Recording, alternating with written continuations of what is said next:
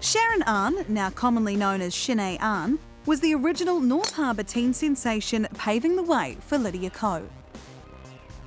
Sharon moved to New Zealand when she was just 9 years old and decided to take up golf shortly after. After practicing hard over the next few years with her coach Bob McDonald, Sharon started to develop an impressive amateur career.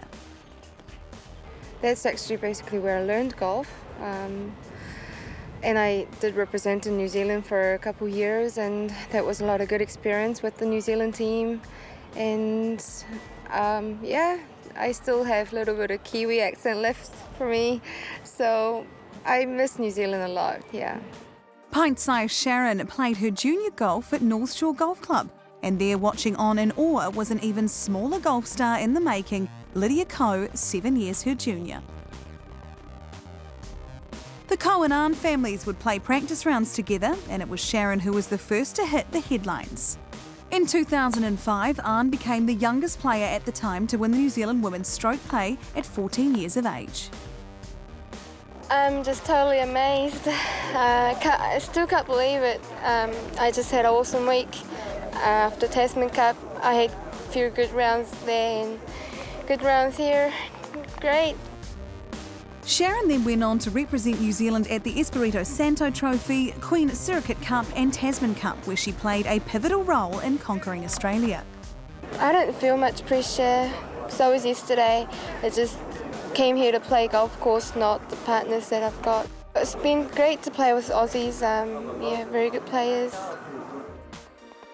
After a number of impressive finishes on the amateur scene, Sharon decided to carve out a career on the Korean LPGA Tour, where she encountered stiffer competition.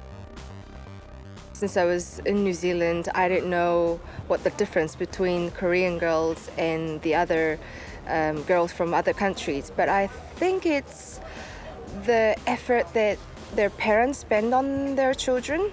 Yeah, a lot of the Korean golfers' parents, they don't have their own life. They actually spend all their time to their children to make them a great player, and I think that is a little bit of difference between Korean parents and other parents, yeah. Despite the depth of talent on the Korean tour, Sharon won Rookie of the Year honours in 2009 with 4 top 10s. In 2010, Sharon had her breakthrough year as she won twice in the space of a few weeks. At the Hidden Valley Women's Open, she shot 7 under in her last round to hold off future US Open champion So Yun-Roo. She would back that up a few weeks later with another extraordinary win at the High One Resort SBS Women's Open. The titles kept coming.